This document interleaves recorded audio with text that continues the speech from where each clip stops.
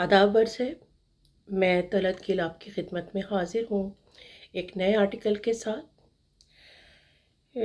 یہ article actually میں نے ابھی 2-4 دن پہلے لکھا تھا، اور میں آپ کو اس آرٹیکل کے اینڈ میں بتاؤں گی کہ ابھی جس واقعے کو میں نے اس آرٹیکل میں لکھا ہے اس کا کیا ابھی نتیجہ نکلا ہے، وہ میں ابھی اینڈ میں آپ کو بتاؤں گی۔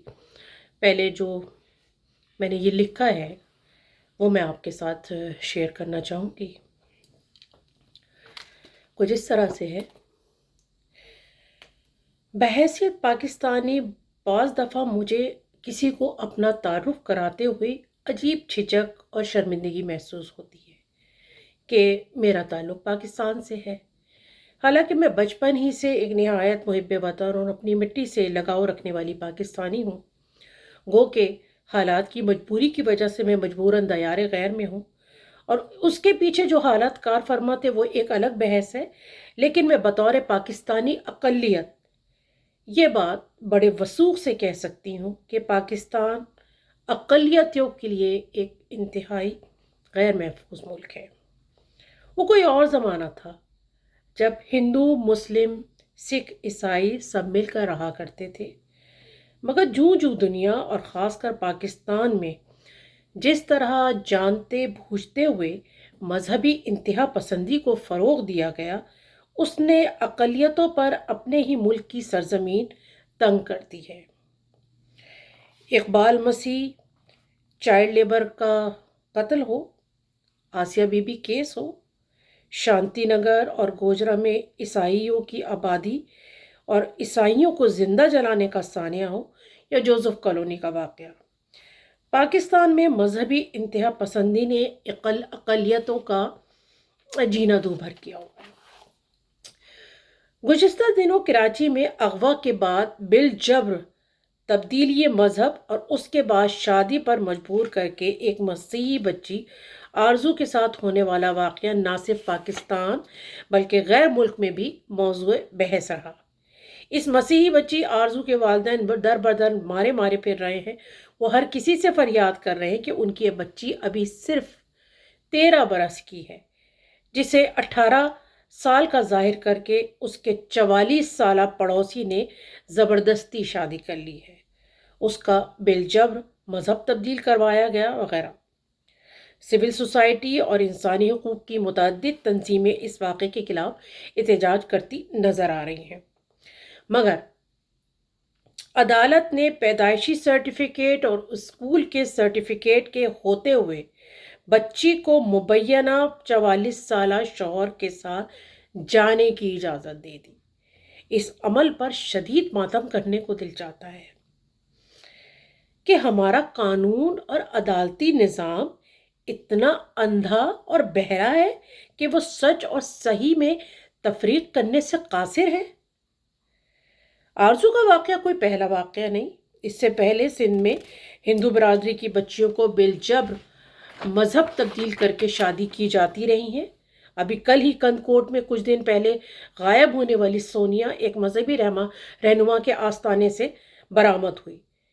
ان واقعات کی وجہ سے کئی سو ہندو خاندان پڑوسی ملک کی طرف ہجرت کر گئے ہیں۔ سوال یہ پیدا ہوتا ہے کہ کبھی کسی پختہ عمر کی عورت یا لڑکوں کے ساتھ یہ واقعات کیوں نہیں ہوتے؟ صرف کم عمر لڑکیاں ہی کیوں بالجبر اغوا کر کے فوراً شادی کر لی جاتی ہے اور پھر مذہب کی تبدیلی کا نعرہ مارا جاتا ہے؟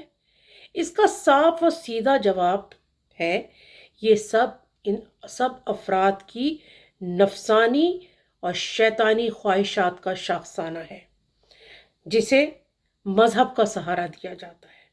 مگر یہاں یہ بات بالکل سچ ہے کہ پاکستان میں اقلیتوں پر زندگی تنگ ہے، ان کو ذلیل اور رسوا کرنے کا کوئی موقع نہیں جانے دیا جاتا۔ صفائی کرنے والوں کو چوڑی اور چمار کہہ کر ان کی تضحیک کرنا اس کی ایک بہت ہی عام سی مثال ہے۔ دراصل ہر مذہب اپنے عقیدے اور ایمان کو اعلیٰ اور ارفع سمجھتا ہے، مگر یہ انسانیت اور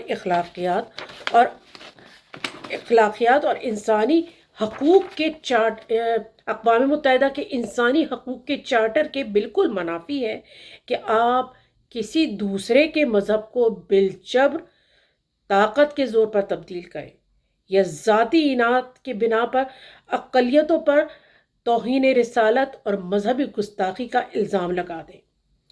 جب سے توہین رسالت کا قانون پاس ہوا ہے، پاکستان کی تاریخ ایسے واقعات سے بھری پڑی ہے جب کسی بھی اقلیت کو ذاتی دشمنی یا ناراضگی کی وجہ سے یا تو جیلوں میں ڈال دیا گیا یا جان سے مار دیا گیا۔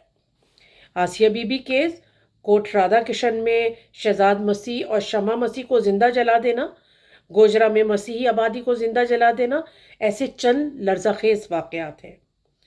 ہم ایک طرف انڈیا کو بہت لعن طعن کرتے ہیں، وہاں مسلمانوں کے خلاف کیا کیا ظلم ہو رہے ہیں اور وہ اپنا ایک اکھنڈ ہند بنانا چاہتے ہیں، تو ہم بھی تو اپنے ملک میں صرف ایک مذہب کی اجارہ داری چاہتے ہیں۔ تو اس وقت ہم میں اور دوسرے پڑوسی ملک کے وزیر اعظم کے اندر ہم میں کچھ بھی فرق نہیں ہے۔ اس وقت حکومت کو صوبائی اور وفاقی سطح پر عملی اور قانونی اقدامات کرنے کی فوری ضرورت ہے۔ ایک مؤثر قانون بنا کر ایسے واقعات کی روک تھام کی جائے، اور اگر ایسا نہیں کیا گیا تو اقوام متحدہ اور دوسری انسانی حقوق کی تنظیموں کی طرف سے پاکستان کو شدید دباؤ کا سامنا کرنا پڑ سکتا ہے۔ اور آج آپ نے نیوز میں شاید دیکھ ہی لیا ہو کہ آرزو کو پولیس نے بازیاب کروایا اور اس شخص کی گرفتاری عمل میں لائی گئی، اور یہ اس وجہ سے یہ سارے واقعات ہوئے کہ سول سوسائٹی اور انسانی حقوق کی تنظیموں نے حکومت کے اوپر زبردست دباؤ ڈالا تھا۔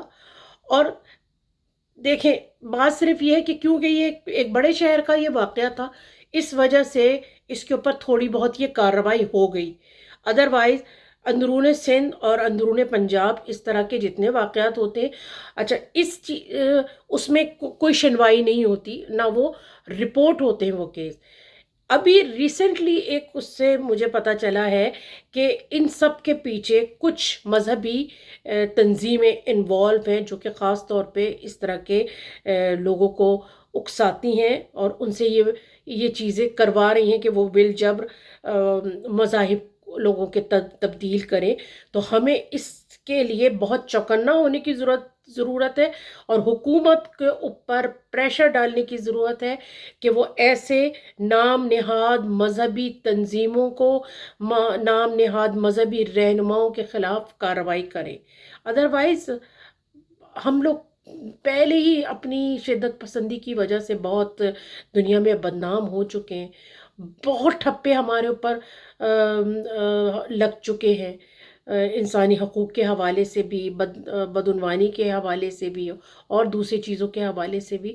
خدا کے لیے کچھ تو ایسا کریں، کچھ تو ایسا کریں کہ آپ کو لوگ دعائیں دیں، عوام دعائیں دیں، کچھ تو اپنے ملک کے لوگوں کے لیے کچھ بہتر کریں، انسانوں کے لیے، انسانوں کے حقوق کے لیے پلیز کھڑے ہوں اور ان کے لیے کام کریں۔ بہت شکریہ۔